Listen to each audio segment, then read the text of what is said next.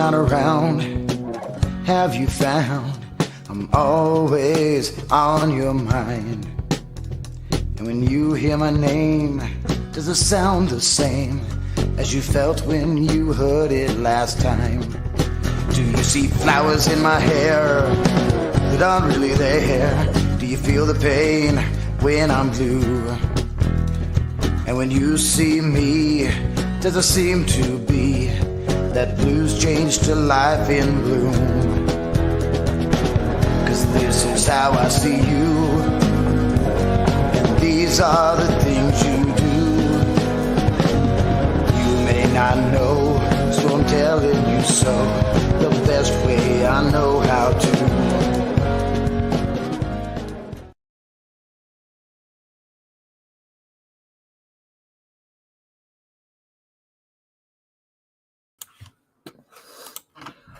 Welcome, everyone, to the Boiling Point Podcast. This is our live stream of Northern's School Board Committee meeting.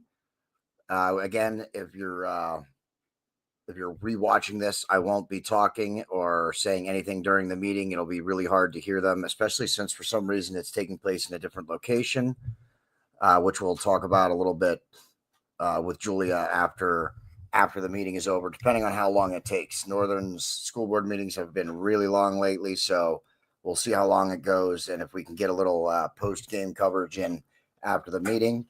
So until then, I'm going to step out so that everybody can watch the meeting and we can hear it. Everybody can hear it without interruption or having a big change in volume.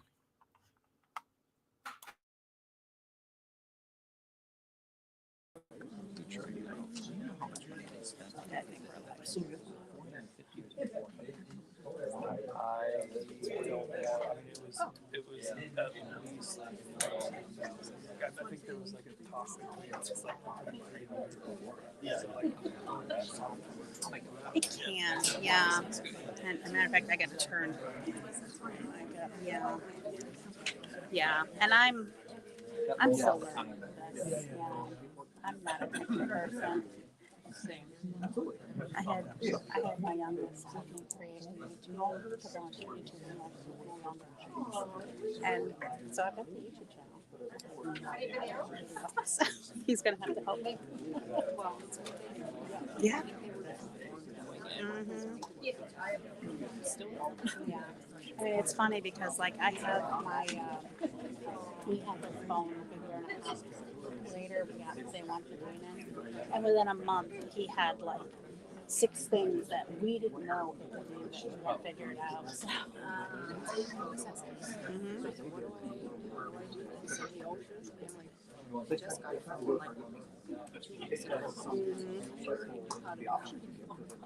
Yeah, it's amazing.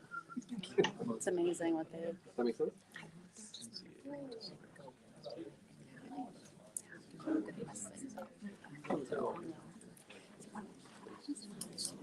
The internet was so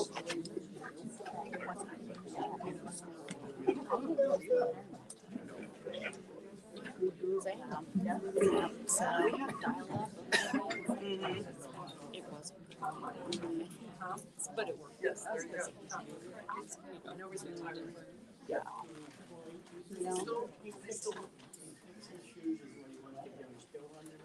Oh, gotcha. Yeah. So, the new board member. Unless she. Oh no, here she comes. Okay, there she is. Well, I meant to.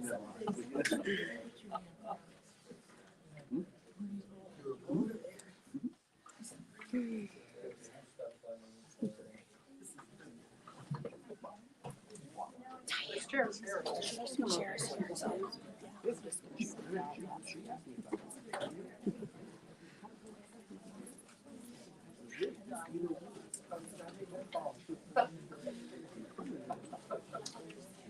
Yeah, I'm saying that. Is he going to, can you put that on the share it? Can he go in and share it to the page so I can put it on? Yeah. So it's live? Yeah. Because I don't think last week we didn't do that. I put it in afterwards, but yeah. My friend was looking, she's like, oh, I want to go in and see if I can watch some of it. Hey, Linda, can you ask JD to share this to the parents group now? And then Diane's going to approve it.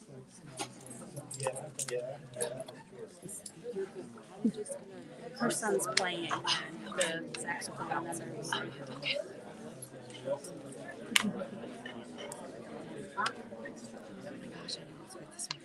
I didn't either. I don't know why they cram us in here. Why can't I do this in the cafeteria? I know. Well, you know, remember, was it last year they did it in the cafeteria? It's been a couple years. And we couldn't hear. Maybe that's why. But I think they expected a bigger crowd too. Yeah, maybe. But this is The last time we were in the cafeteria, Ted was still. Yeah. well, don't they do it? Do they do it once or twice a year? Here? Twice. The past couple times it's been in here.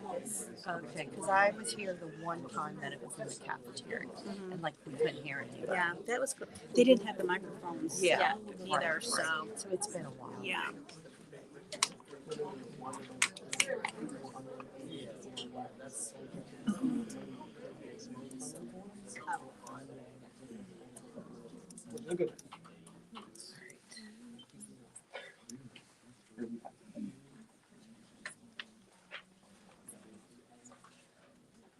And the person.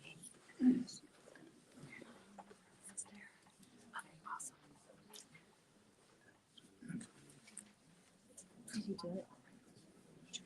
Did you do it? Okay. Because I know about it. Yeah, I think so.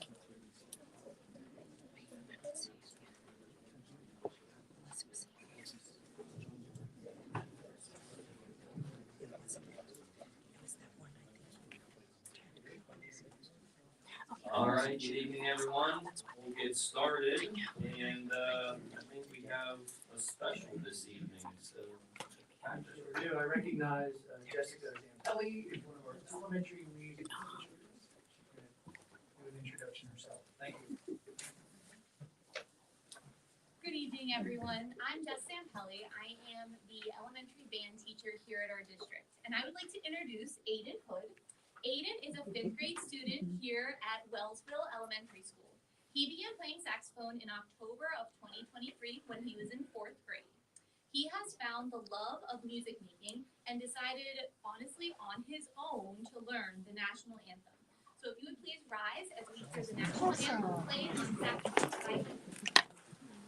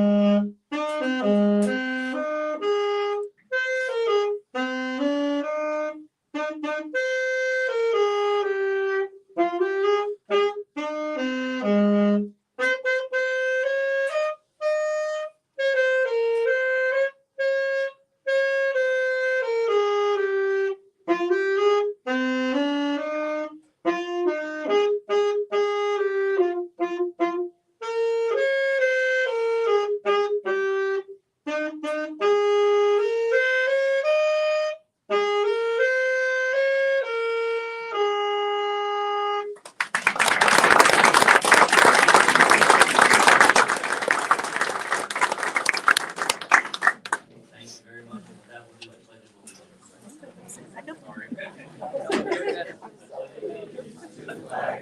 The United States of America, and to the republic for which it stands, one nation, under God, indivisible, with liberty and justice for all.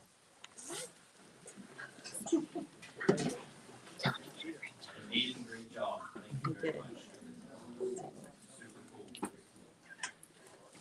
All right, and with that, can I get approval of the minutes for February 25th and February 27th? So moved. Any discussion? All in favor?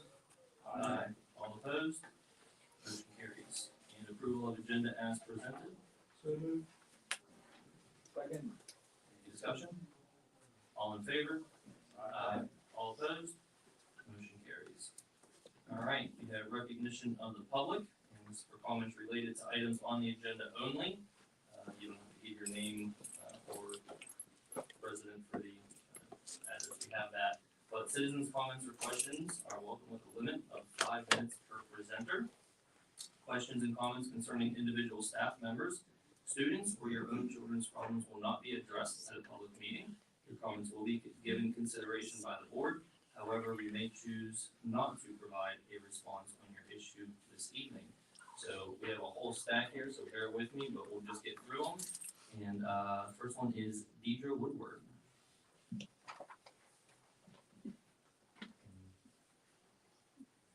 And also, I'll just keep track and give you the 1 minute warning. So I'm not gonna speak very long. Just wanted to attend the meeting this evening in regards to the middle school. I'm happy to move forward with the plans and not to do anything. Seems like it's a big plan. And I think as a taxpayer, I'd like to see the school renovated for the children and for the administration. So that's all I really have to say.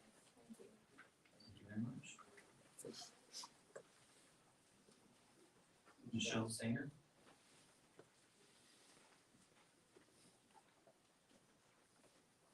Good evening, everybody. I was here about a year ago, I think, when this first started. Well, not first, but when the public seemed to get a little bit more involved in this middle school project. And I was for the improvements last year, and I'm still for the improvements this year. I did attend last meeting, so I did hear everybody's comments and concerns regarding some of the cost of certain projects, and they were kind of brought separately out for a vote. When it started, the bid as it was presented in its entirety came in under budget. I was kind of hoping that we wouldn't cherry pick each individual project and that it would be passed as an entirety as it was presented.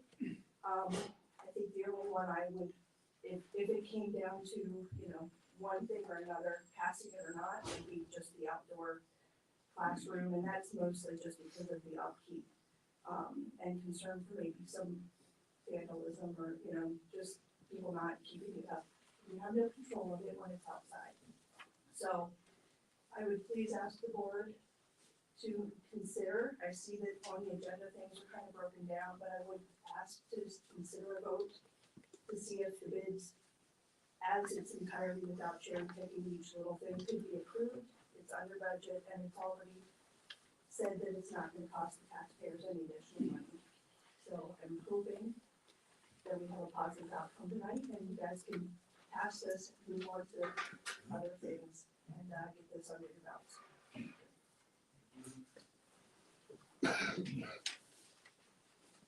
Daniel Sampson.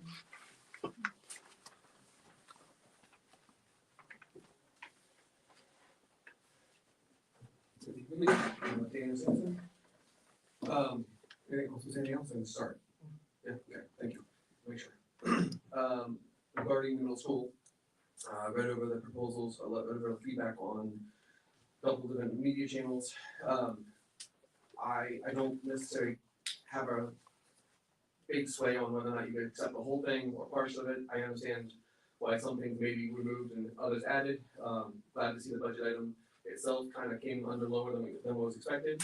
For the large windows with the price point of that, just want to bring up maybe consideration of instead of mixing it or just accepting it, if, you can sometimes go between a large and small and do something medium with it, that would help with, the lighting that students want, but also allowing what's needed to kind of help the building. Along with that, security thoughts on the windows in general though, just looking at the layout, it was not very clear how that would sit with the placement of the roads and other situations, and unfortunately, we have to think about that nowadays, so I'm just asking for consideration on when you do have windows, especially that point to hallways and such, that you make sure that there's protective around that, so somebody can't do something stupid outside the building without coming in. Also with windows comes an HVAC concern. Has that been discussed or thought about for how heating and electric are gonna continue to run that? When you have windows, you have a loss of that kind of stuff happening. So just throwing it out there, has that been considered? Does Lobar have options for that? My windows are really well, do a lot better than they have 20 years ago. But does that generate or change our electric costs with this building by doing some of these things that you're doing? I would ask that you, at least no matter what comes out of this, that you add to the district website a spot for this entire project to live. There's no reason why you shouldn't have updates on that site we can point to. The amount of people that decide not to read or listen to things in this district, and it's not just our district, is appalling. So you hear one thing one day and you get the next person asking again the same exact question. Do you either lazy or just doesn't know what they're looking for? So it'd be really good to say, hey, check this link out and be done with it. Versus having the same thing pop up 10 times in my Facebook feed when it just gets annoying to watch when somebody just doesn't take the time. Lessons learned.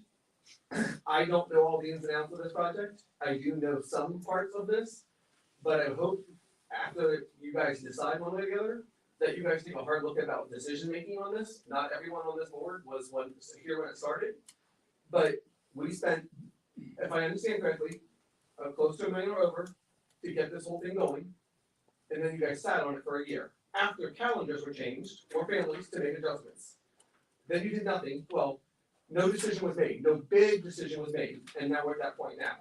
So it just feels like a wasted time, and I would hope that in the future, politics aside, the board could continue things like this and just keep it moving. My oldest child will never get to interact with this whole phase. My middle child, maybe. My youngest, I hope so, but there's been such a delay on this project that I've not seen before. Also, when you consider about the bus situation, even outside of this middle school thing, the high school, middle school bus situation could be really adjusted and changed. Right now, you have high school students coming in to the main high school level, and you have middle school drop-offs happening in the circle, and if they have high school students, they then have to make a decision. They follow the rules and leave and go to the high school version, or they go back the van route and drop off the kids that way, which just causes congestion on both sides. I'm asking you guys to consider, no matter what you do with this project, no matter how you decide to do bus lanes, figure out a better way to do this. The lanes on both sides on the main route are not conducive at 8 a.m. and 7:30 when I drop my kids off. That I have now both situations, high school and middle school. So I've got to make a choice. So I hope you guys make that a little bit clear for us. Thank you. Last one, SLC. That building has changed names 5 times in my lifetime that I know of. I would really like you guys to be proactive in reviewing and discussing and deciding what to do with that building. It could easily become a 5th elementary school at some point, but it could also be a building that is used for transfer of change when we have situations like middle school, where we could have had all the kids at that building for the time that construction could have happened. Yes, there's a cost involved, and we don't have a budget for that right now, but being proactive right now would help towards that. So it's like consideration. I don't know if you guys maybe all are already on board with that or already looking at that kind of stuff, but I know how big that place was when I was in it, and I know what it looked like when I left, and I just like you guys to consider all those options. Thank you.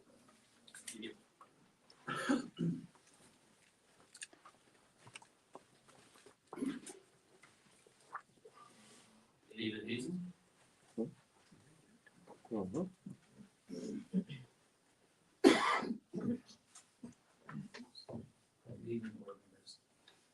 I appreciate the opportunity to address you tonight on a matter of significant importance to our community, that is the proposed deductions to the school building fund.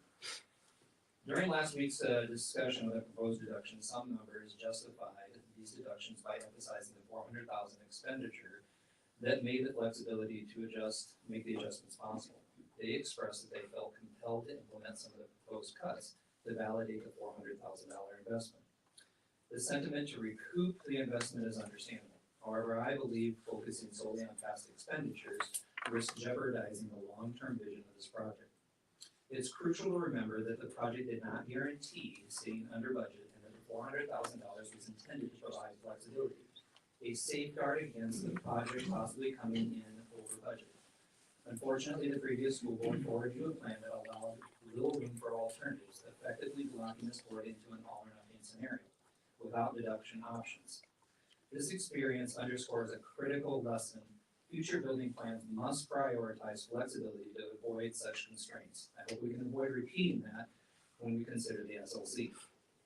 I urge you tonight to evaluate tonight's decision not through the lens of past spending, but through the lens of future utility and value. Each element should be addressed based on its contribution to the overall learning environment and needs of our students, educators, and community. As you prepare to cast your votes, it's vital to carefully examine the immediate and long-term effects of the proposed deductions. If the previous board had incorporated these adjustments into the plan from the outset, the $400,000 expenditure to provide flexibility would have not been necessary. However, justifying those same deductions based solely on recouping an investment is focusing on purely on cost savings would be a misguided approach. Instead, your decision must be grounded in utility, value, and practical benefits that each choice offers, rather than the sunk costs associated with them. While the utility can be subjective, it serves as a logical, structured framework to guide your evaluations and ensure that the choices align with the best interests of the students, educators, and the community. Take, for example, the learning stairs. Some previous board members have publicly stated that the learning stairs should be kept because they offer a showpiece, a jewel, and provide a wow factor. While these sentiments sound impressive, they fail to analyze the actual utility of the stairs. Initially, I struggled to see the value of the learning stairs, imagining disruptions to class and people walking through causing distractions and numerous squirrel moments. Having taught middle school and high school students, I know students struggle to stay focused with even the most minor disruptions, and the design choice seemed counterproductive. However, after hearing Mr. Sauer's explanation of how the stairs could host outside speakers, concerts, and provide additional classroom space below them, I saw who he envisioned the stairs use and how it will now appreciate their true utility. This, coupled with the updated demographic information contained in the Dillsburg and Carroll Township's comprehensive plan study, which projects significant student population growth over the next 10 years, serves to underscore the importance of the flexible spaces like this. Similarly, I question the decision to cut the larger exterior windows from the plan. While cost cutting is important, natural light has proven positive impact on learning environments. Having substitute in the very classrooms in question, I agree with Dr. Meekin's observation that larger windows wouldn't negatively impact learning, but would prove beneficial in enhancing the learning experience. As we ask our dedicated teachers to do exponentially more with fewer and fewer resources, we must consider whether we are equipping teachers and students with the tools they need to succeed. Students have expressed sentiments like, "This place feels like a prison," when in classrooms with low light. Is that the atmosphere we want for our learning environment? Do we want these negative emotions linked to their learning experiences? Replacing small outdated windows with larger ones is not an extravagance. It's an investment in our students' well-being and academic success. The question before us is not about justifying past expenses. It's about creating a forward-thinking learning environment. Can we in good conscience approve a remodel that falls short of meeting the needs for our community for the next 40 to 50 years? If you believe that this remodel, complete with a fitness center, greenhouse, and larger windows, represents a responsible and forward-thinking investment in our children's future, I urge you to vote yes. A no vote should reflect the belief that this project, even in its entirety, falls short of our aspirations. Let's not allow past mistakes or the desire to justify an expenditure dissuade us from concentrating on the long-term needs of our students and the dedicated people who work with our children every day.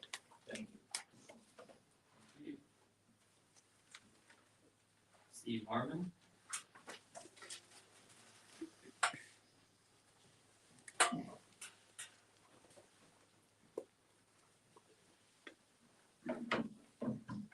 All right, hello everybody. We're back again talking about the middle school project. Feels like we've been doing this for 4 or 5 years now. I think maybe even prior to COVID in 2020 that was brought up in budget meetings or things. It's the project that keeps going on. I was very highly encouraged the last meeting to hear how many board members kind of seemed finally ready to move forward with this project.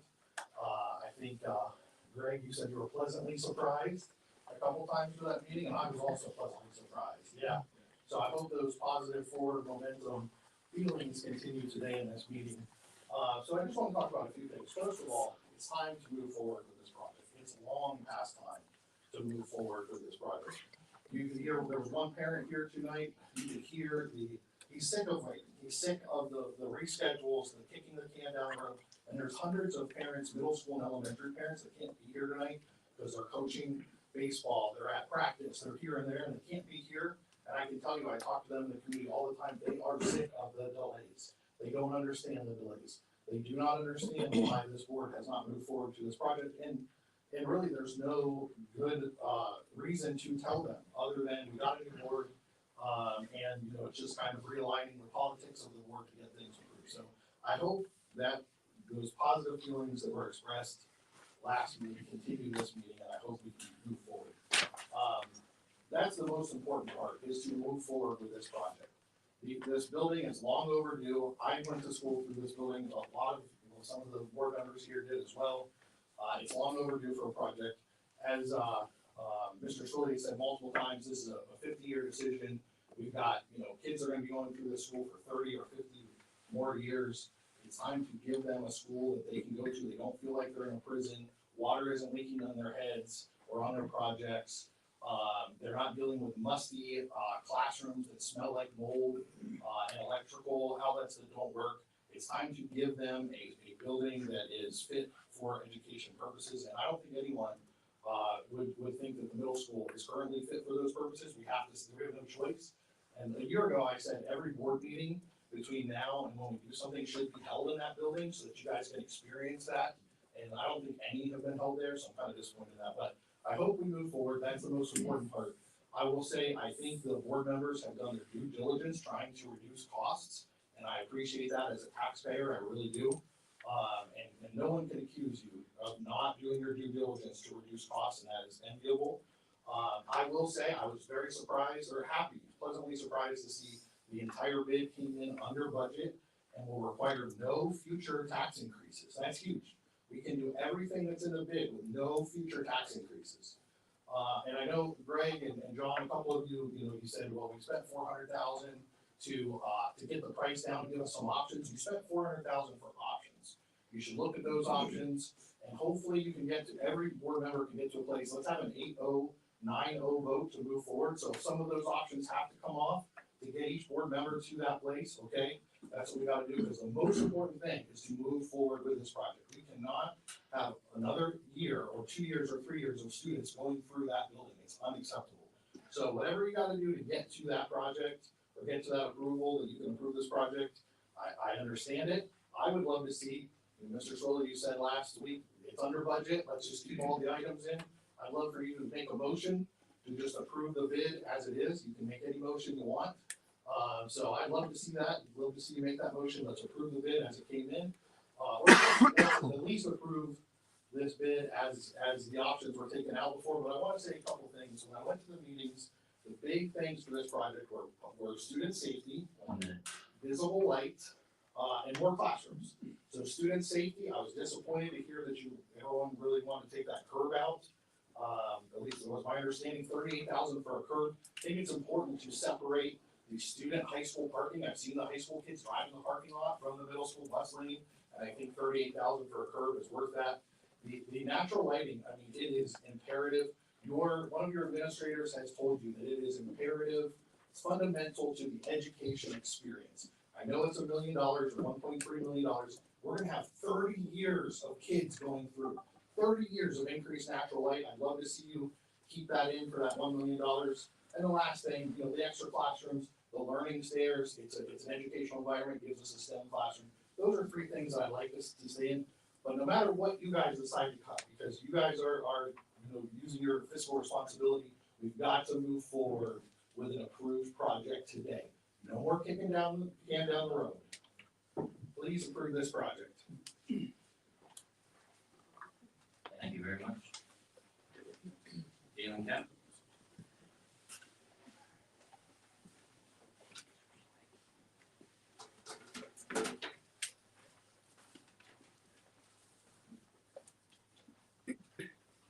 Galen Cap, Borough Township.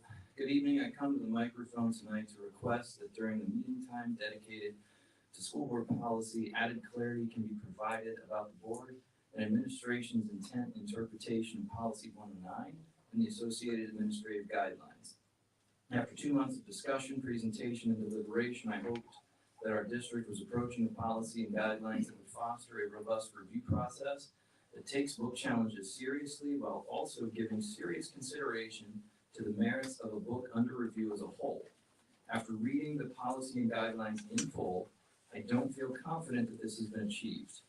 Policy 109 itself, as well as the administrative guidelines, refer to PA's obscenity statute, Title 18, Chapter 59, Section 5903, for a pre-established definition of explicit sexual conduct that will be prohibited from all district libraries. My first question to the board is, Which definition of sexual conduct within section 5903 is this policy using? There are in fact two of them. One in subsection E that pertains to the terms use in subsection C and D, and a slightly different definition for sexual conduct in subsection B that pertains to the rest of section 5903.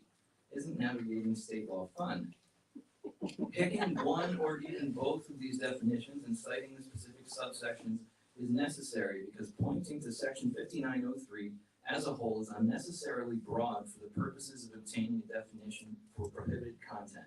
If you read section 5903 in full, you will find that subsection J provides a list of entities which section 5903 does not apply. Among them, and I quote directly, any library of any school, college, or university. I want to make it very clear that despite what you may have heard through the rumor mill, on social media, or even in a school board meeting, this district and its librarians have never been at risk of criminal prosecution for the books in our libraries. Furthermore, all the references to policy 109 and the guidelines about material that is illegal to give to minors could probably and should probably be removed, leaving the sufficient prohibition of any explicit sexual conduct as defined in whichever subsection of 5903 the board selects. Administrative Guideline 109-2 also cites section 5903 when it prohibits material that are defined as harmful to minors. Let's get specific and cite subsection E part 6 here. Coincidentally, the state's definition of harmful to minors includes what is known as the Miller test. No, not school board Paul Miller, but the U.S. Supreme Court case Miller versus California. This court case helped establish a three-pronged test by which content can be determined to be obscene, harmful to minors, or both. To fail the Miller test, content must violate all three parts. In section 5903's definition of harmful to minors, the third and final prong of the test evaluates whether the content, and I quote, taken as a whole, lacks serious literary, artistic, political, educational, or scientific value for minors. This is one of the litmus tests that Guideline 109-2 subjects prospective library materials to, but I'm concerned that this may not be properly achieved during the review of challenged materials under Guideline 109-3 because the review form does not stress the need to read the material in its entirety. My second and third questions: how will the principal and review committee process ensure that the context surrounding the content is considered? Furthermore, how will the board policy committee's ultimate review process ensure this as well? My final concern regards the inclusion of a prohibition against implied sexual conduct. This appears in policy 109 itself, as well as guideline 109-2 and 109-3. The definition of implied sexual conduct in 109-2 strikes me as very broad. It reads so broad, in fact, that I fear it represents a potential zero-tolerance policy on sexual content in library materials. If applied firmly and consistently, this could result in necessitating the removal of countless classics that include implied sexual conduct, like Les Miserables, 1984, Catcher in the Rye, certain Shakespeare's plays, and yes, even the Bible. Last question: is this how the board and the administration intend to interpret this policy and the guidelines? Thank you. Thank you very much. Joe Griffin.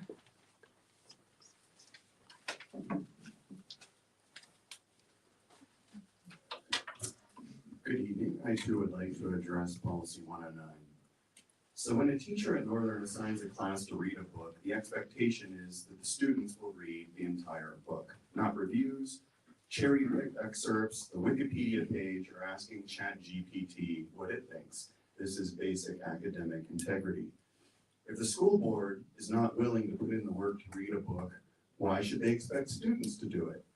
The changes made to policy 109 last week clearly demonstrate to kids that they don't have to read the book. Reading is a waste of time, so it's okay to use your excerpts, Wikipedia, Cliff's Notes, and AI. It's okay to disregard theme, context, and the author's intended message.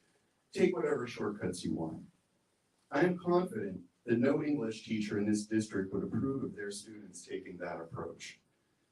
Now, I would hope that school board directors of all people would embrace academic integrity. I would hope they would demonstrate and model it in their own activities. Adults, as we know, are role models for children. So I say a vote for the policy as modified last week is a vote for laziness, a vote for phoning it in, for mindlessly accepting someone else's opinion.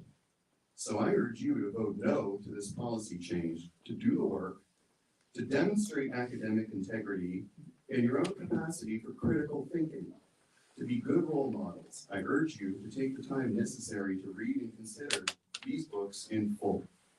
Thank you. Thank you very much. And Sue Rizzo.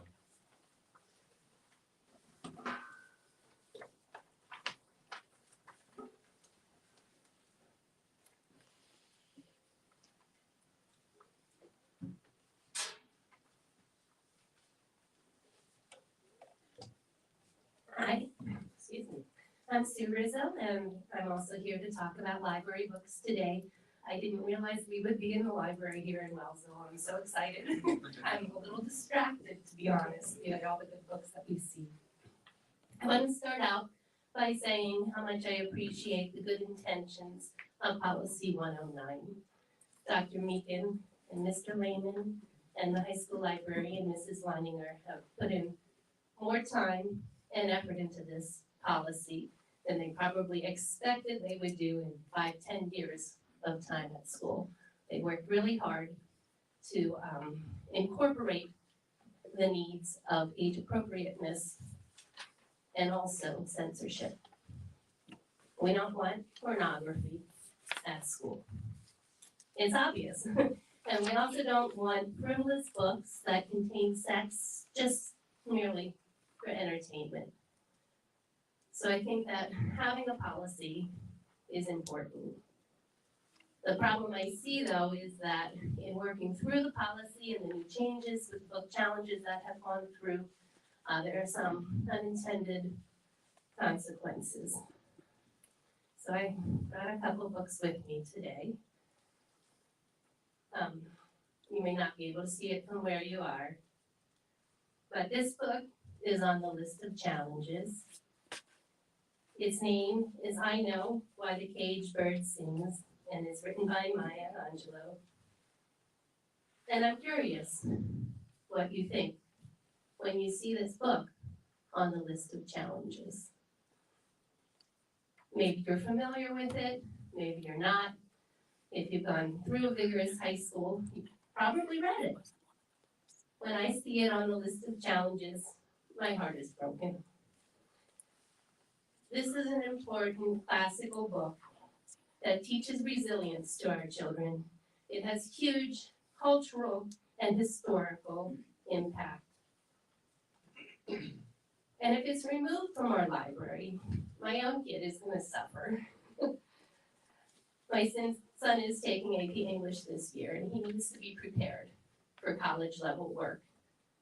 It's easy on my pocketbook that you guys are authoring this college class for him this year and then next year again, because college is expensive, and I'm happy that you offer such opportunities to your kids here and our kids.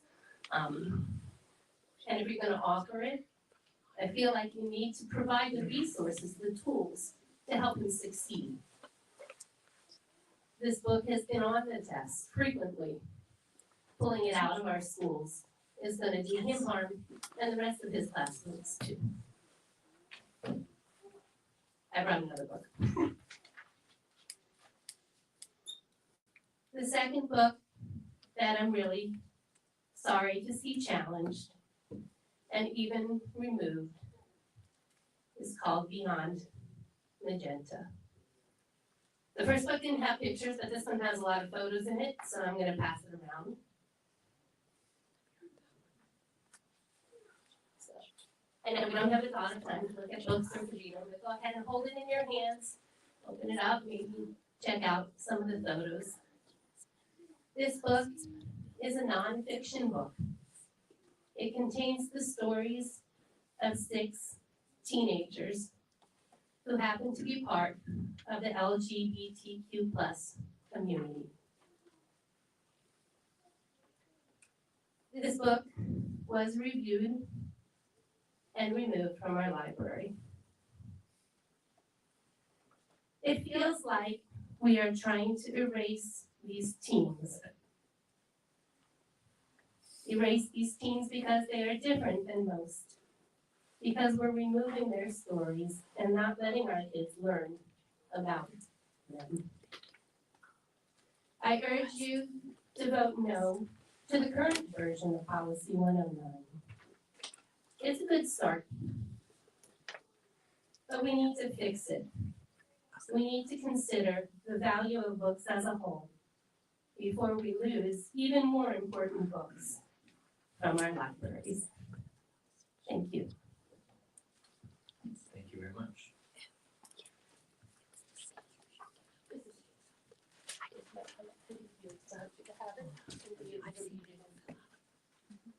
And Steph Galloway?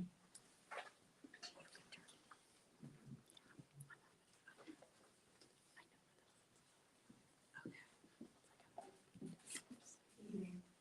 I'm a parent in the district. I'm here to talk about books and the middle school renovations. When I was in elementary school, I was introduced to Little House on the Prairie. I was so excited for Library Day. It was an adventure. I could read about somebody my age, somebody who was like me, or somebody who wasn't like me. For a kid growing up in York County, this was as exciting as it could get for me. Every week I could pick a new book. I could learn about a new place. It was a real adventure. I loved it. So fast forward all those years, I'm still an avid reader. I'm grateful for Mrs. Quintana. I'm grateful for the teachers and the librarian at Dillsburg Elementary. Because of them, my kids can read. Other kids in the district can read and comprehend what they're reading. They're excited to read and they're excited to bring home new books every week. The person that introduced me to those books all that years ago was a librarian. She had a knack for selecting books that kids would love. Because of books, I'm able to think critically about the world, prepare for what might happen, and ultimately make good decisions about my life and my children's lives. I respect a parent's right to determine what's right for their child and what's right for their family. However, I'm worried about the request for reconsideration because it can be initiated by any one person in the community and the decision is final for every student. That is to say, one person in the district can believe that their view is of utmost importance above everyone else, and because of that, every student in the district is impacted. Throughout my life as a reader, books have helped me understand my surroundings and helped me to make good decisions. You asked last week during the interview process about how to improve student achievement to ensure students are ready for the workforce, the trades, and for college. They're going to need to think critically in all three of those segments. Reading taught me how to do that, and we're not doing right by our students if we aren't providing them with the experience to know how to navigate this world. The average American reads at a middle school level. Some read only at the elementary level. This impacts their readiness for the trades, the workforce, and college. I want all Northern kids to be ready once they graduate. Allowing them to read something that interests them helps their reading proficiency overall, helps their readiness for the workplace, the trades, and college. I believe in the mission here. I believe in the vision here, which states that our students become through understanding themselves and their interconnectedness to the world in which they'll subsequently flourish. Books have complex topics, but this world is complex. What students will undergo or are undergoing is complex too. When I was studying for my degree program, I had to take an ethics class. The professor told us it was important to be exposed to non-ethical work situations because we could plan and know how to act when we encountered situations like those in the workforce. I only wish I'd had that class before I had started in the workforce because most of those scenarios we talked about, I actually encountered when I started working. That knowledge would have helped me navigate the workforce. So I ask you, how do we respect students and families on both sides here? I believe it is by allowing parents to restrict titles for their own children, no one else. Secondly, if you deem to let the reconsideration request policy stand as is, I would ask you to reinsert the original language in Dr. Meekin's suggestion to consider the text as a whole, not an excerpt without context. This would revert the policy to its last version. I believe that the book needs to be read in its entirety. Second, the middle school renovations. I would plead for one of you to make a motion to pass the renovations as planned in their entirety, not without pulling anything out. We're under budget. I think the learning stairs and the window expansions are important to everybody else who's spoken here tonight. Having sunlight in the classrooms and in the buildings is important, and additional space for the learning center, learning stairs provides is critical given the growth expectations for Northern over the next 10 years. Nothing's ever going to be cheaper than it is now. The principal asked for what he needed to create an effective learning environment. He's right. They've had to do more with less, and it's an investment worth making for our kids' learning outcomes. I want every advantage for our kids here at Northern. Thank you for your time tonight. Thank you very much. Thank you, Riley.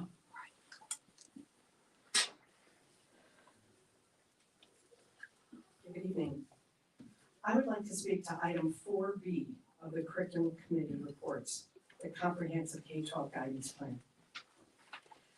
First, I would like to commend the entire Northern School Counseling Department and the Steering Committee who revised and updated their plan to be in compliance with PDE's requirements regarding Title 22, Chapter 3.9. The work involved to write, revise, and update the K-12 guidance plan is an arduous and monumental task that requires thorough knowledge of the appropriate role of school counselors and the delivery of a comprehensive model based on the American School Counselors Association model in the areas of academic, social, emotional, and career development for all students K through 12. This plan is thorough and is aligned with their mission statement. However, there is one concern that I would like to bring to the school board's attention. As part of the comprehensive plan, it lists school counselors along with each counselor to student ratio. All school counselors at the secondary level, grades 6 through 12, indicate a counselor-student ratio of 1 counselor for 250 students. This ratio is commendable and speaks to the district and administration's commitment at the secondary level for delivery of services that are equitable and effective and in the best interest of students. As documented on the American School Counselors Association website, I quote, several studies have noted that smaller ratios support increases in standardized test performance, attendance, GPA, and graduation rates, as well as decreased disciplinary infractions. When reviewing the counselor-student ratio at the elementary level, the disparity is glaring to the point of alarming. Our elementary student counselor ratios are as follows. Dillsburg Elementary, 450 students to 1 counselor. Northern Elementary, 400 students to 1 counselor. South Mountain Elementary, 400 students to 1 counselor. Wellsville Elementary, 250 to 1 counselor. With the exception of Wellsville Elementary, these ratios should cause great concern and raise many questions. I can't imagine that this disproportionate ratio of students to counselor among 3 of the 4 elementary schools would be acceptable if we were talking about class sizes in regard to teacher-student ratio. This discrepancy in overall student counselor ratio does not allow for a comprehensive K-12 guidance plan to be implemented with fidelity in 3 of our 4 elementary schools. Nor does it allow these students to have equitable access to a school counselor and a comprehensive school counseling program. I would urge the board to give careful consideration to this inequitable distribution of school counselors at the elementary level. I urge the elementary administrators to make this a priority in their building goals and plans to advocate for more school counselors at the elementary level, allowing for improved student to counselor ratio so all elementary students, not just those who attend Wellsville Elementary, have equitable access to a school counselor and to a comprehensive school counseling program. I quote from the overview of the Northern York County School District Comprehensive K-12 Guidance Plan's closing remarks. Quote, The Northern York County School District Counseling Team is committed to delivering to all students a program that can assist in identifying and removing barriers to student success. Unquote. It is incumbent upon us to support not only our school counselors, but to support all of our students K through 12 with equity and access to a school counselor and a comprehensive school counseling program. Thank you. Thank you very much. And thank you each for your comments. This time we'll have our swearing in as board member, Renee.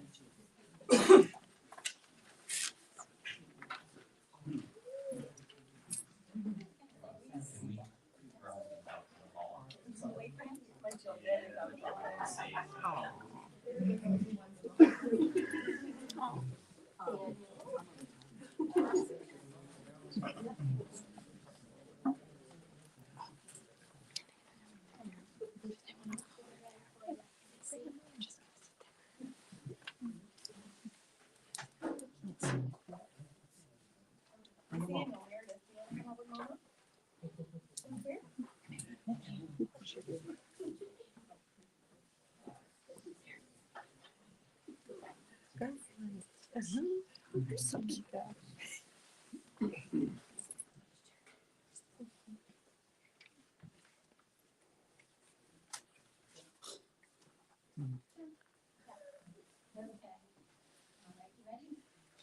Raise your right hand, please. Okay, repeat after me. I state your name. Renee Fordelay, Do solemnly swear do solemnly swear that I will support, obey, and defend that I will support, obey, and defend the Constitution of the United States the Constitution of the United States and the Constitution of this Commonwealth, and the Constitution of this Commonwealth, and that I will discharge the duties of my office and will discharge the duties of my office with fidelity. with fidelity. Okay, you are also.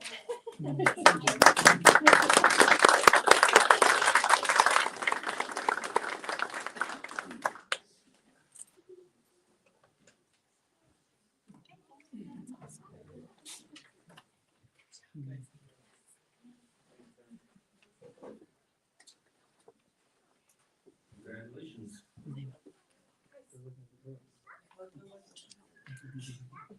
All right, so with this, we'll start our superintendent's report, Mr. Frederiksen. Thank you. Mention to our national anthem performance.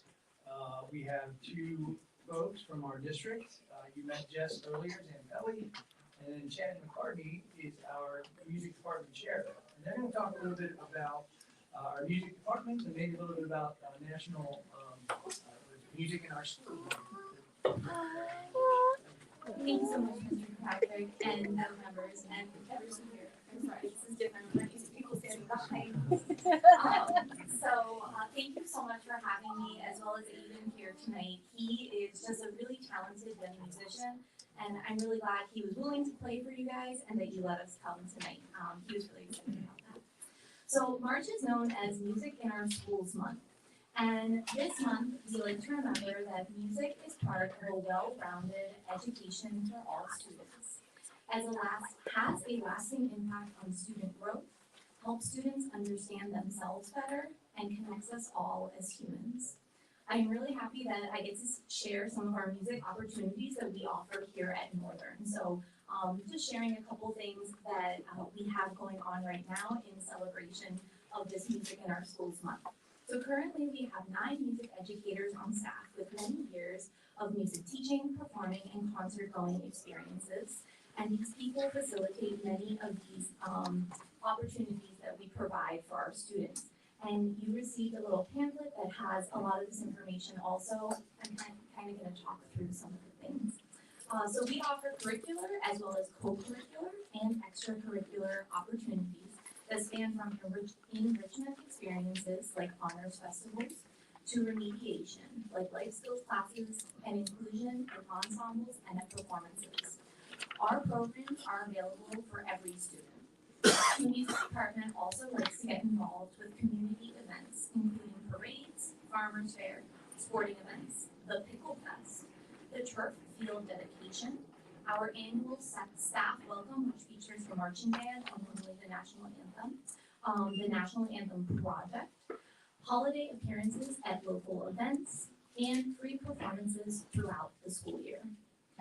Each grade level has different ways that we contribute to the music experiences for our students. I am the elementary band teacher here, and Chad McCartney that came with me is the middle school music and band teacher also. At the elementary level, we have kindergarten through 5th grade general music class for every student, as well as performing ensembles that include a 5th grade chorus, 4th and 5th grade band, and 4th and 5th grade orchestra. Those performing groups bring together all 4 elementary schools, and we put on a grand concert 2 to 3 times a year, which is always a lot of fun and some tired days, but a lot of fun. Some of the other things that the elementary program does is the elementary musical in the fall. The 5th grade pep band just started performing at high school basketball games this year, as well as honor ensembles opportunities through PMEA, which stands for the Pennsylvania Music Educators Association, and those are for band, orchestra, and chorus students.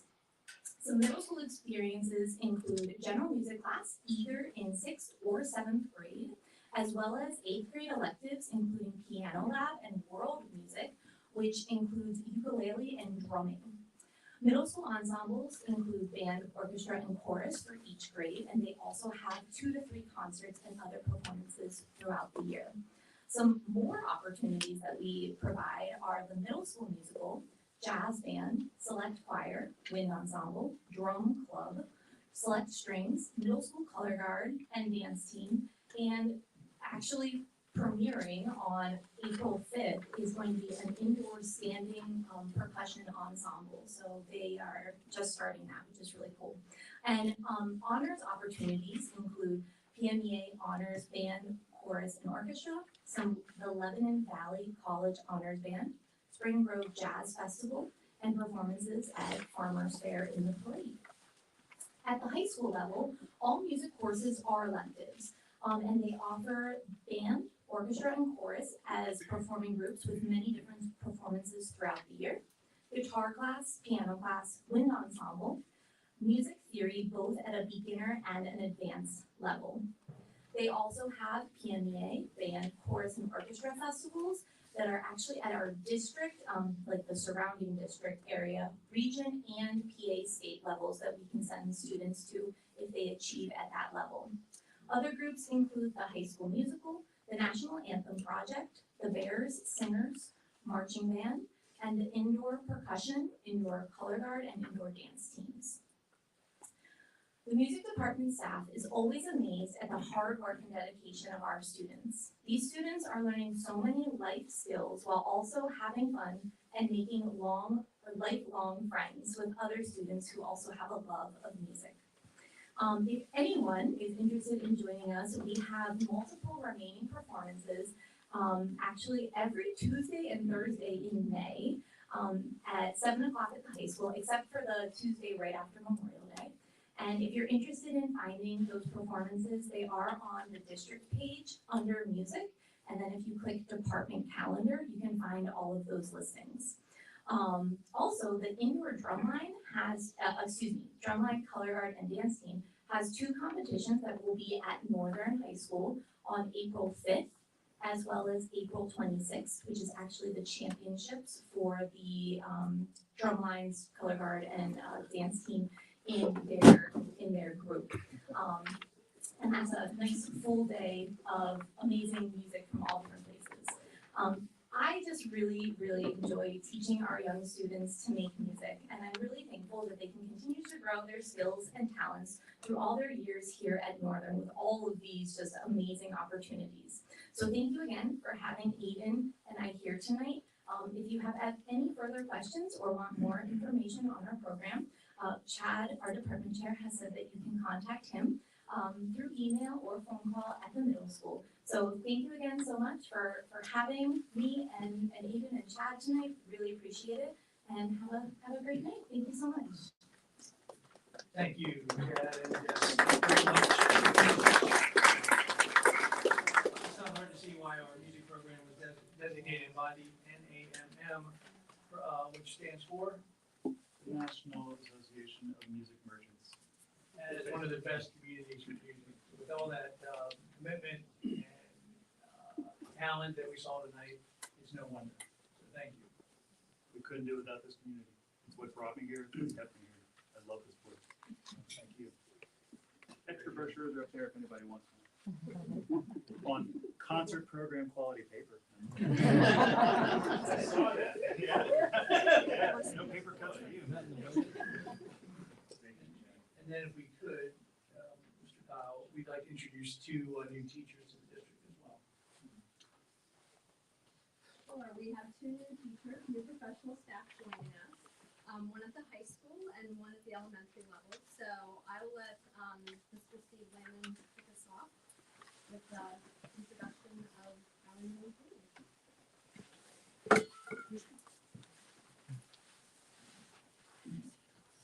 Good evening, this is Kendall Herron. Kendall is starting with us. He's a graduate just in December from Penn West College, Clarion, Pennsylvania, Clarion University. And he's joining us in our social studies department. He'll be taking over a role that many of you know, Mr. Anderson, the love teacher in the district, left for a political career, which I know from what I'm understanding is going very well. Left us with a hole to fill. And Kendall is going to be a great addition. He came to us, went through a rigorous, I would say, interview committee process. Social studies is one of the positions that we still do get quite a bit of interest in. And so there was a deep pool of students coming from colleges and or people looking to come from other districts. And Kendall came out on top. And so we're very excited to have him there. We're teaching U.S. history, starts officially tomorrow. So we're very, very excited to have him with us. And I hope that you find this community to be as nice of a community as I do. And I know he just moved to the area because he's not from the area. So just in the past week, he is relocated from the western part of the state. And we'll be in the Camp Hill area, and definitely we'll try to get him as involved as we can here at Northern. So, Mr. Kendall Herron.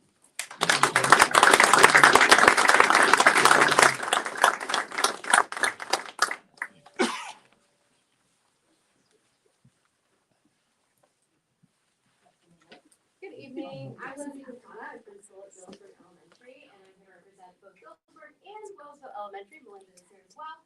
To introduce our new health and PE teacher, Jeremiah Knight.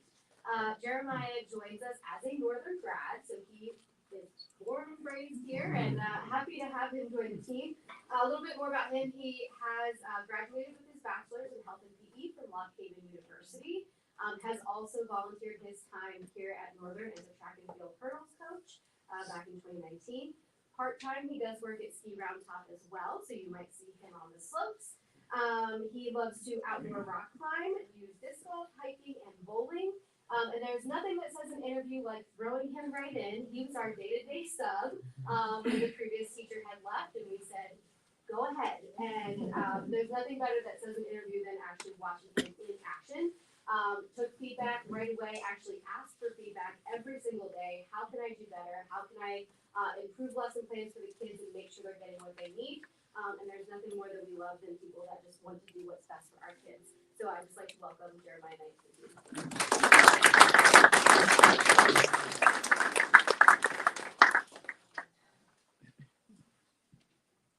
That's all, thank you. Awesome. And student liaison, Ms. Claire Hubbard. Hello, I'd first like to just apologize for the presentation. I came straight from rugby practice. At the high school, it is nearing the end of our third marking period on April 4th. So coming into the home stretch here, we have AP and SAT testing and PSAT coming up for a lot of students. Mini-thon is this Friday from 8 p.m. to Saturday at 6 a.m., which is a dance marathon where we're standing for the whole time in support of 4 Diamonds, which helps to fight childhood cancer. Our prom is on May 17th, and spring sports have just started up, so you can check schedules to attend games and matches for that. In winter sports, we have some individual successes. Freshman Michaela Smith won state silver medal in wrestling.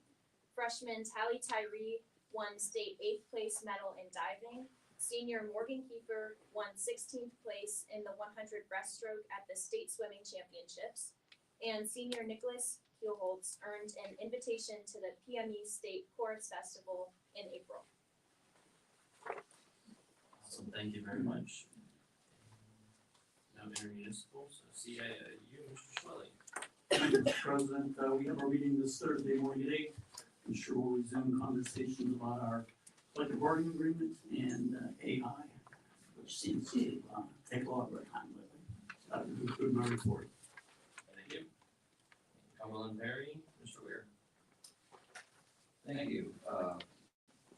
Last evening, a large part of the meeting was with a representative from Crabtree Global Associates, reviewing the final details and reviewing the bid results of the Cumberland, the CTC construction project before we voted. The Joint Operations Committee awarded the $23.5 million construction project with a unanimous vote to the following companies: general contractors, site work, electrical construction to Lopar Incorporated, HVAC construction, North Bay Mechanical, plumbing construction to Mid-State Mechanical and Electrical. They will probably have a notice to proceed on April the 17th. The construction duration, again, I've said this before, but construction duration is approximately 18 months from April 2025 to August 2026 with the final closeout on October 2026. As in the previous meetings, since so much time was taken for the building, some of the normal agenda items were only highlighted, such as there will be a summer camp sign-up for 7th to 9th grade students and their parents promoting the Career Technical Center. There will also be two different sessions to choose from, which will be available on the Cumberland Perry website. On Saturday, May the 10th, from 9 a.m. to 2 p.m., there will be their Cumberland Perry Career Technical Center 4th Annual Community Day Sale, offering plants and offering flower plants and planters, vegetable plants, hanging baskets, outdoor furniture and buildings, and more.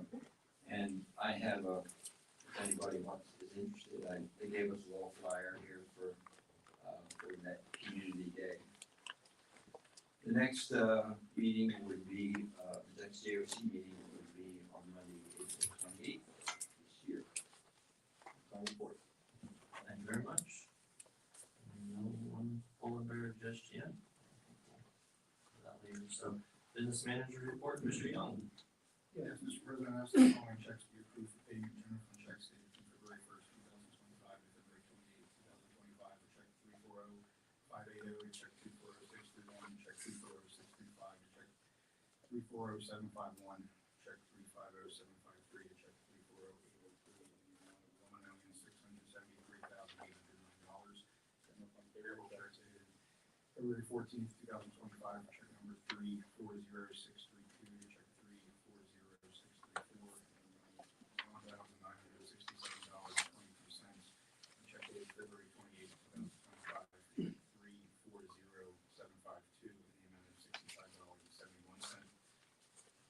2022 construction fund checks dated February 14th, 2025, check 1052 in the amount of $85,443.19. 2023 construction fund check dated February 1st, 2025 to February 28th, 2025, for check 1083 to check 1086 in the amount of $651,655.14. Food service account checks dated February 25th, 2025, for check 9330 to check 9341 in the amount of $140,679.11.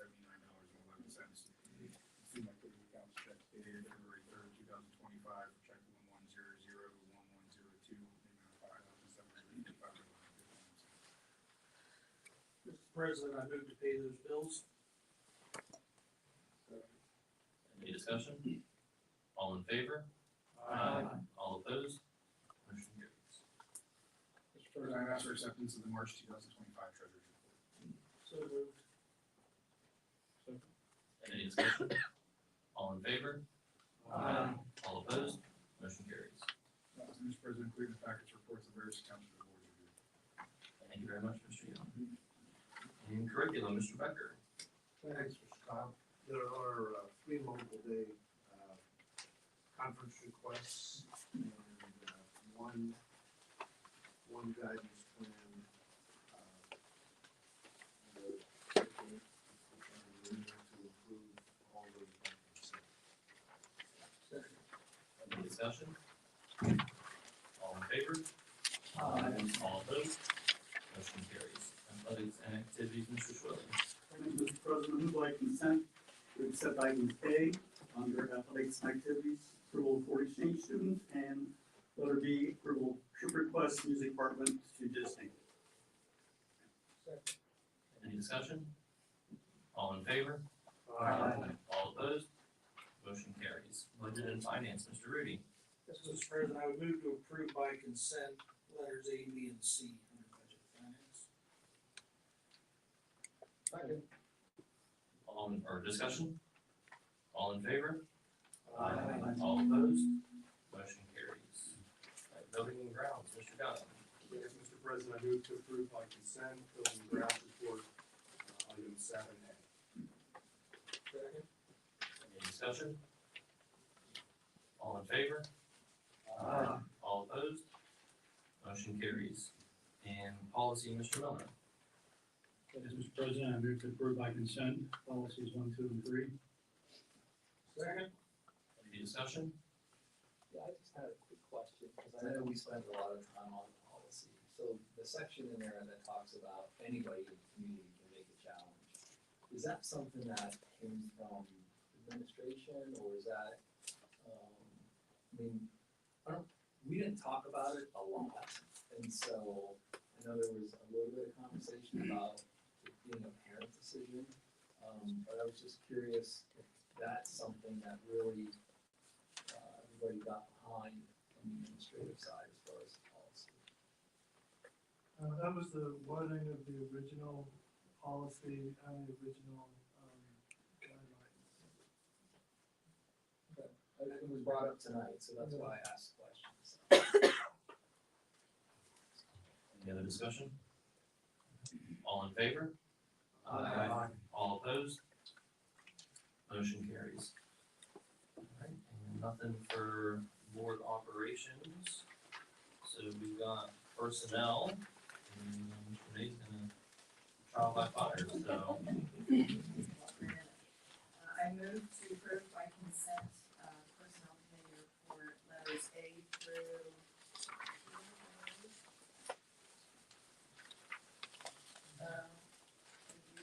So to letter U, and on the amendum,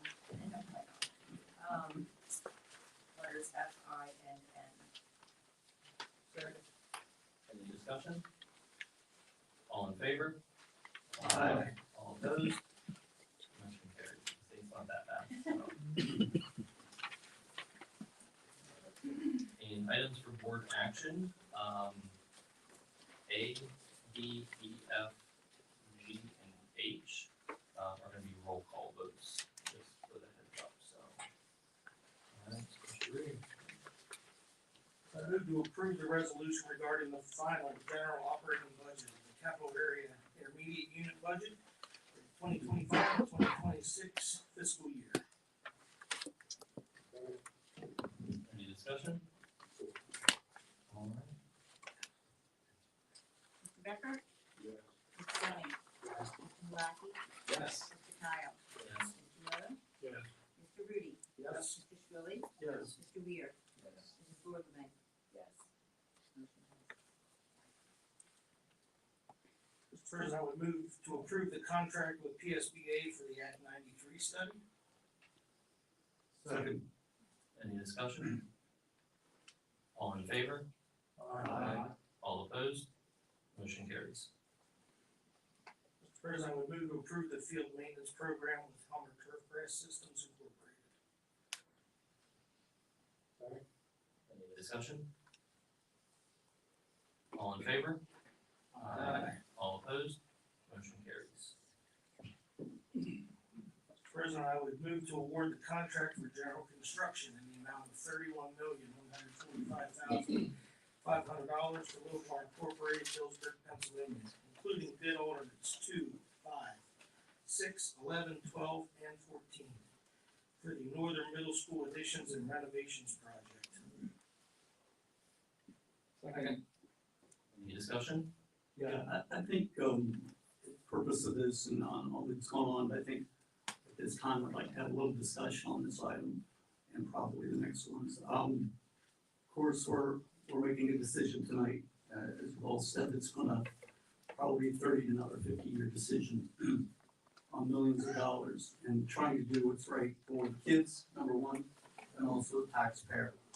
It's not a decision that any of us have taken lightly. We've spent countless hours and time, and I've only been on the board a shorter time compared to the other board members, the administration, the parents have invested tons of time in this program.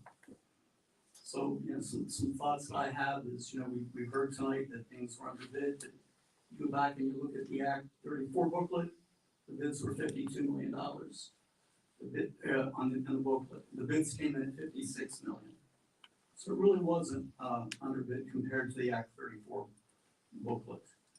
When this program first started, $50 million, it probably made sense to do that. It's $68 million.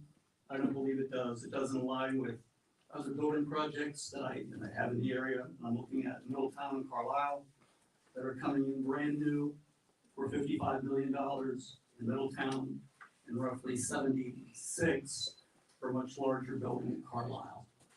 For us to spend $68 million, $3 million in relocatable classrooms, which we get nothing back. There's no benefit for kids. $3 million. I think that money is better spent on new construction. The deduct ordinance, you're taking the windows out. It's no longer consistent with a new building comparison or a comprehensive renovation. That makes a big difference. And I heard from you all along this program that we needed more light in the building, and that wasn't going to be the case if we deduct those. So I know we spent a long time on that. If scheduling the awarded bids tonight, you can start in June of this year.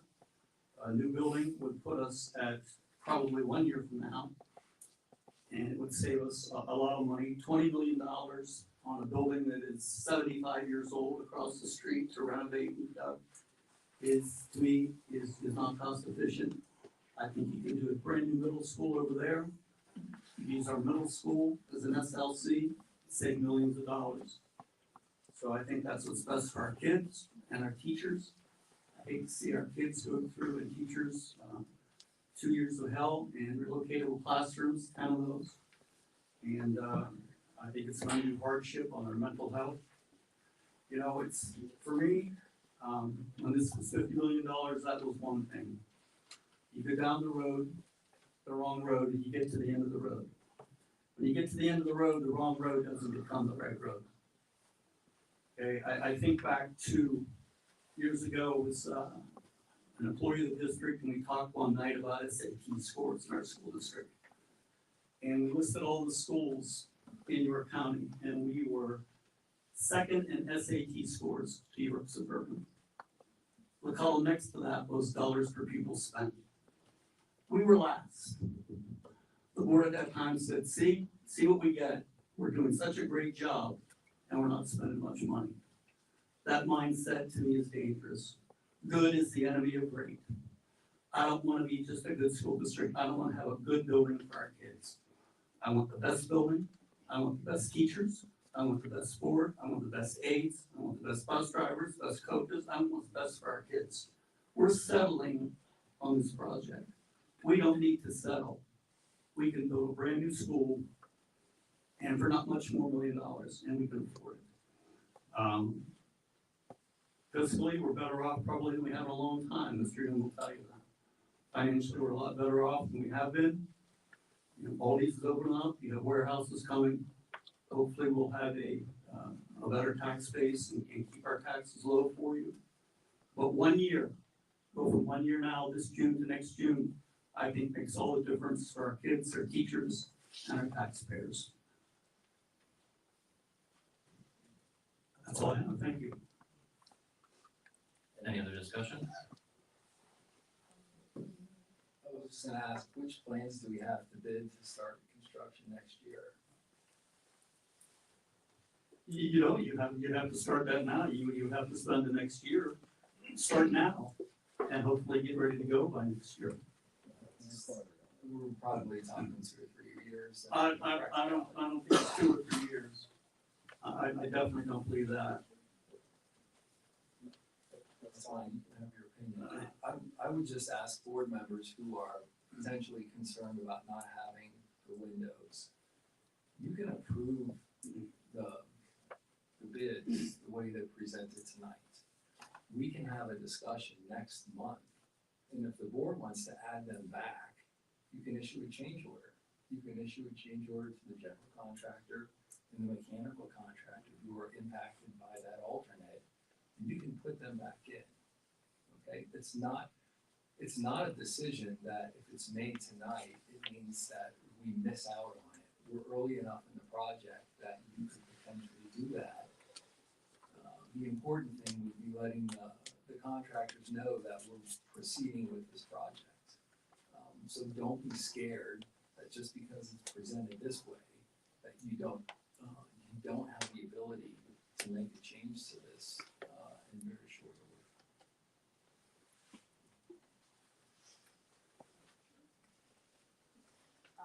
I know that I am new to all of this. I actually, being part of the district, didn't even realize that we were doing a full-on renovation. As I know, after speaking to some parents of mine and some friends, they didn't either. They thought we were just putting a new roof on the building. I took some extra time. I dove right into this, jumped both feet first. And I reached out to several different people, someone in the construction field. I reached out to some staff. And I was just trying to get a feel for how everyone was feeling about this. And I think where a lot of the people are at this point is that it has been going on for so long and there has been a lot of discussion that I don't think that's the reason that we need to just make a decision right now. I am looking at also the SLC building. We're doing almost $70 million on the middle school. And we still need to take care of the falling down building. So we need to do an additional of that also. This was just me spitfiring in my brain, like, let's build a middle school there and tear down and start over and make the complex work better. I know one of the parents suggested about traffic. I'm in that traffic every single day. We could make the complex work a little bit better. It would help with traffic flow. We could make the middle school an SLC. These are just my ideas. And instead of abstaining from the vote, which I kind of feel is not doing my due part to speak for some of the parents that I have talked to and chatted with, and my views and my opinions on it, I don't think that we should move forward with a rebuild at this point either. Any other discussion? I'll just say before we vote, I was not in favor of Schrader. I did not vote for them, but this is where we are at. We tasked them to come in under budget and they did. And so even though it wasn't my first choice, I'm gonna get behind what they came forth with. And, maybe there's a better option, but we're not guaranteed of that. And it's also gonna put it out years, and I don't think we have that time, so. Any other discussion? Yeah, I've made no secret that, I haven't been supporting the amount of money spent, put it that way. Because we have to look more than just, we have to look years down the road, of course. And like we said, we have we have this project, we have the SLC, and we also have a teacher contract coming in 2026. And it was said that there would be any tax increases. Well, that's not the case. There will be tax increases on there. And I just don't think that we should be, actually, let me back up. We also, we have the debt limit for the school district. And it puts us really close, with all the projects and everything, it puts us close to our debt limit. And I just, have trouble, coming that close to the debt limit. Also, I've had, some firsthand experience with the CTC additions over there at the Cumberland Perry Career Technical Center. So the project was based on $23.5 million. They got the first bids back and it was 1.4, 1.7, I forget what it was, over the bid, over the budget that they had.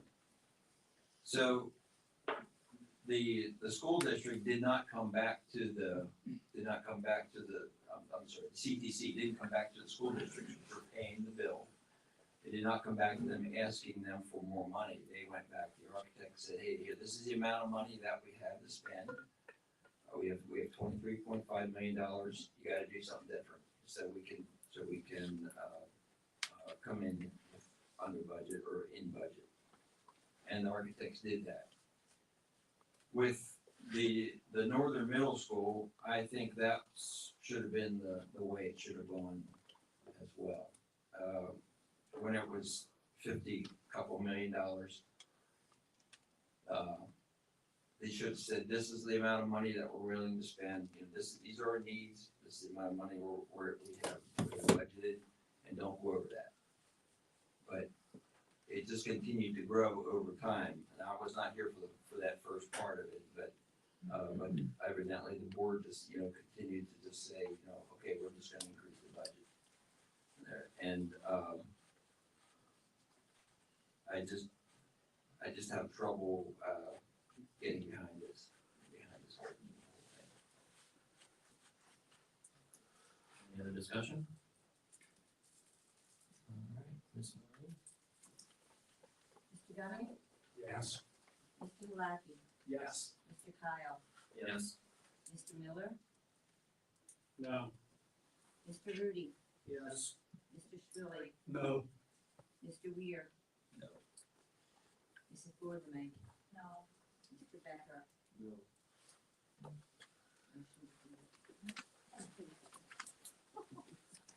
Kick the can down the road farther, guys.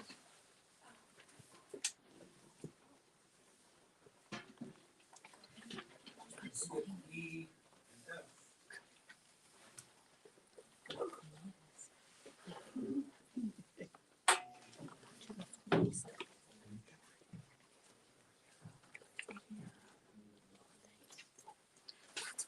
We're on the agenda, we have to take action, so we've gotta do something. So my suggestion is we take a roll call vote on every one of them, just like we did on the first one.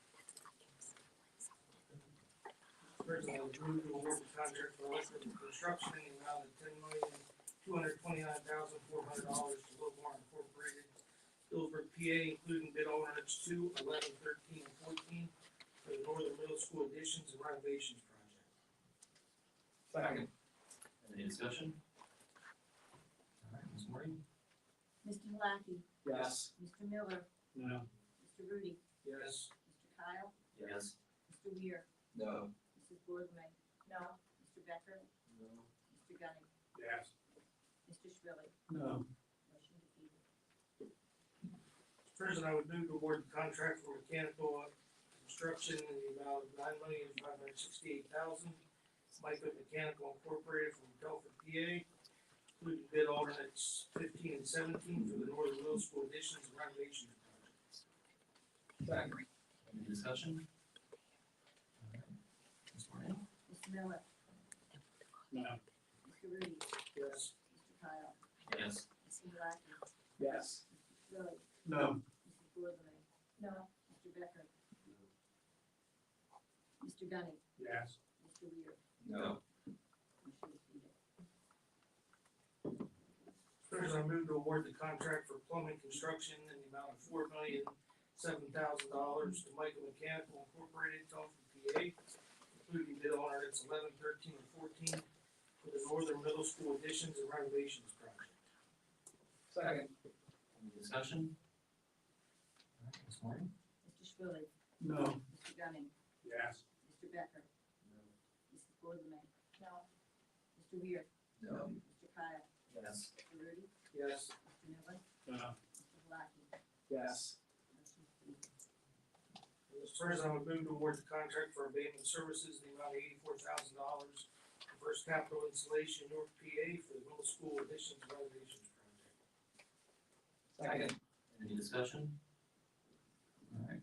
Ms. Moore? Mr. Weir, No. Mr. Becker, Mrs. Boardman, No. Mr. Gunning, Yes. Mr. Kyle, Yes. Mr. Miller, No. Mr. Rudy, Yes. Mr. Blackie, Yes. Mr. Swilly. No. Motion carries. All right, anything under new business?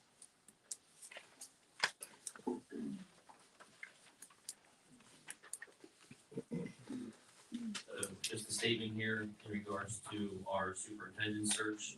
Most of you know now that Mr. Kirkpatrick is retiring in June, so we will see him sad to go. But our superintendent search is now open through the PSBA Career Gateway. Applications are being accepted through April 21st. Anyone who meets the qualifications, we as a board would encourage to apply. For all of our current employees who meet the qualifications, the school board can only consider applicants through the PSBA Career Gateway. So if you don't apply, unfortunately, we can't consider you, but we would encourage you to please do so if you meet those requirements. There is also a link for a superintendent search community survey on the website under, is it news and events, or did it get? It was under news, but it's going to be moved to the main page. So it'll be on the main page of the district's website, and residents, employees, students are all encouraged to fill out that survey, and we want to hear your thoughts in choosing our new superintendent, so we would encourage you to do that. Thank you very much.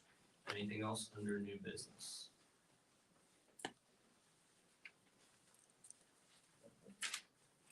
And now we have recognition of the public for items not on the agenda, and Galen Cap.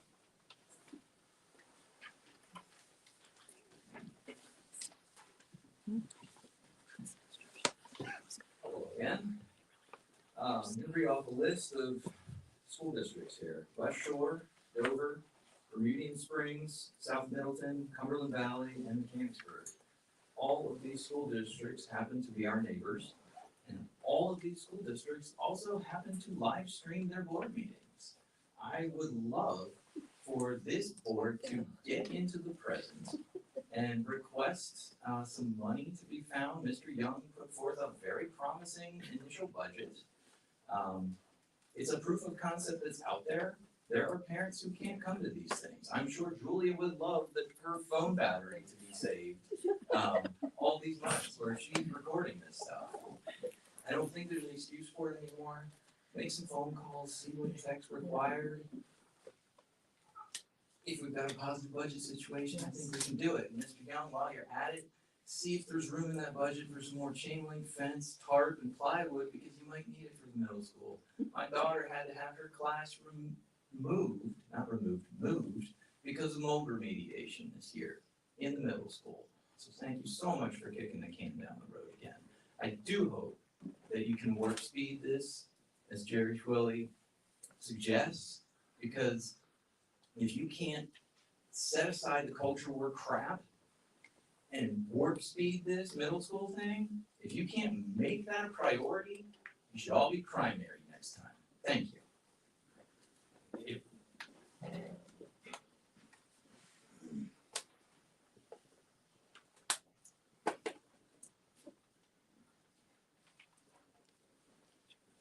And Sue Rizzo.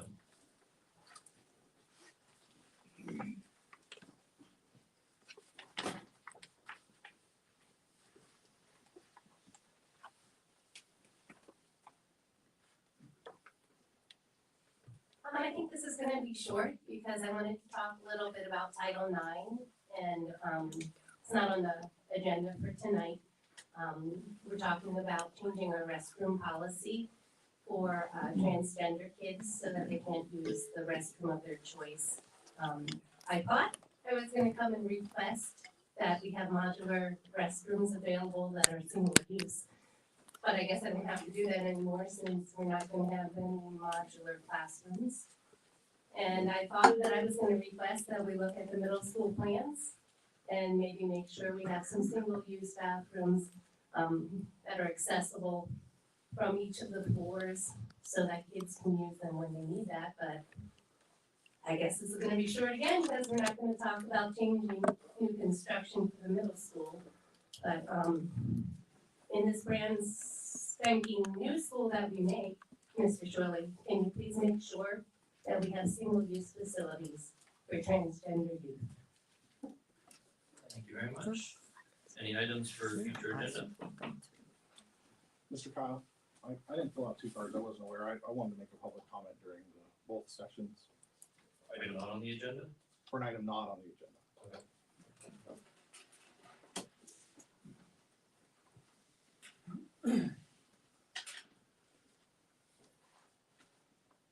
I want to speak today about the process of board members being, just how we elect board members and how we nominate board members and have board members. We just lost a great board member recently. My opinion, she's a great board member, Alyssa Eichelberger. I talked to her quite a few times outside of meetings, after meetings, and it was very apparent to me one of the main reasons that she left this board, unfortunately, was due to what she expressed as bad conduct by her fellow board members. Not following public meeting laws, public disclosure laws, open sunshine laws. There are public meeting laws in Pennsylvania and school boards have to adhere to. I'm sure you guys read through this when you joined the school board, where you can't have meetings outside when you talk about agenda items. You know, a certain number of board members can't have those meetings and come up with their strategies to come together. And I remember her pointing certain board members out at meetings, how they would look at each other and smile and wink. And, then she said it was apparent to her that board members had come up with plans, agendas before the meeting. So I think that's something that we need to be more cognizant of. It's something that when we appoint new members, I think we should make sure they're aware of that and understanding of that. And then we had a new swearing in this meeting. Was awesome, seeing community members swear in her civic duty, and the kids are up here and she swore in. And one of the, some of us have taken oaths to serve our country. Thank you, Greg, for serving our country. And we always take the words seriously. One of the words that was fidelity, I think. So fidelity, that means a lot of things to a lot of different people. But honesty and integrity and basically sticking to those rules and those obligations. I would say the last meeting, the committee meeting, we had a performance. We had a great performance by one of the board members where, they said something that just shocked other members, and they, showed that they wanted to do something and they were all for something. And now we come to the meeting when it's time to vote and it's the total opposite. And so I just question how much fidelity that all board members have shown to their duties. I question the openness. I think the community deserves answers, especially with this middle school project. What board members, before they were elected or before they proceeded or outside of meetings, came up with deals with each other to determine how they were going to vote on things. And also, I think we should know a lot of board members. I remember John. He abstained from different votes before due to his professional obligations. And I don't see very many members do that. So I think there should be more public openness. Do any of the board members that voted tonight, have you ever had other dealings outside your capacity as a board member with any of the contractors that either won the bids or didn't win the bids? With the architects, with Lobar, ECI, or any of those things? Have you engaged in any quid pro quo agreements with any contractors? Fundraising for the school. Did you promise people, if you donate this money, we will make sure you get this project. I think things like that. We need more openness and transparency on the board. We need less of these private meetings where people come up with their agendas and agree on things. And we know those things are happening. They've been reported on in the newspapers. Your fellow board member that just left has said that you guys are engaging in these practices, which caused her to leave. So this isn't just some wild conspiracy theories. These things there's at least the appearance of impropriety. And so I think this board, I think you need to do a lot better at transparency and openness. There's no reason, this project has taken so long and has gone ups and downs, twists and turns, and I don't think the taxpayers and the community, they can't believe that this has taken so long, and we're gonna go another meeting yet again without progress going forward on this project. So I just, again, with Alyssa resigning and the reasons she was so strenuous about, it just smells dirty. The whole thing smells dirty. It makes me wonder if there were quid pro quo. And I think we need more transparency and we need fidelity to those oaths and to those public records laws. And board members should not be able to get other people twisted to their agenda. That's just something I want to say. Thank you very much. All right, any items for future agendas? Yeah, the one thing I'd like to bring up, I think it was Riley had brought up about the comprehensive K-12 plan. It didn't seem to me that the elementary student to counselor ratio, like it wasn't something that was brought up, as part of your guys' review. So maybe next month we can just circle back on that and just make sure that we're, as part of our budget, that we shouldn't be looking at additional resources if we really do have a deficiency. So I know you didn't bring it up, so it's first that I heard it with the community at the time. So. I can certainly circle back with principals and counselors. No, I'm not asking you to do, I'm just saying, just from the simple ratio, like if our ratio is in compliance and it's appropriate, you don't spend a lot of time on it. I'm just curious to know, like, is it not in compliance? Or is it pretty simple?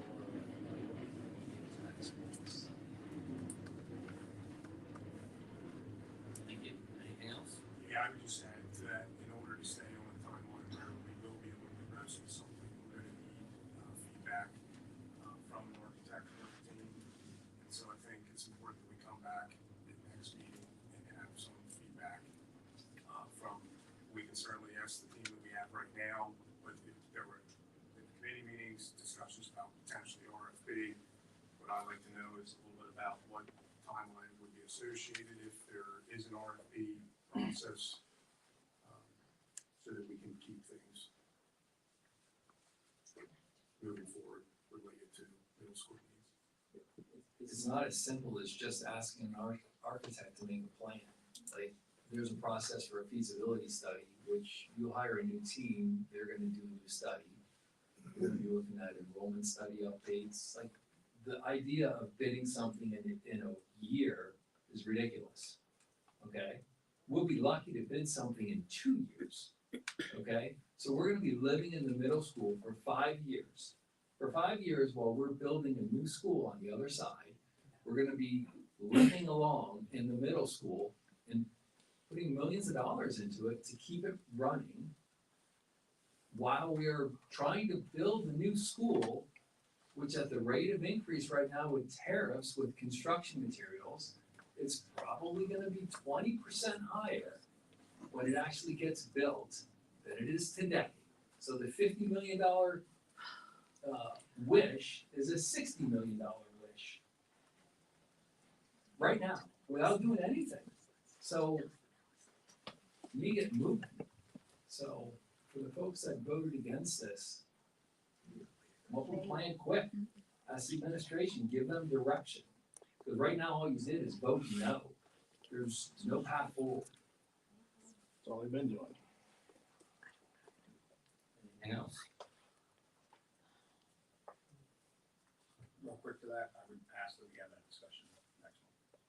Done. Yeah. Okay. All right. Adjournment? So moved. Any discussion? There will be an exec session for personnel, so. I always forget that, sorry. We still have our budget meeting Thursday. All right, second. All in favor? Aye. Any opposed? Motion carries. If the board will move across the hall to the classroom, we'll have exec session over there. Thank you.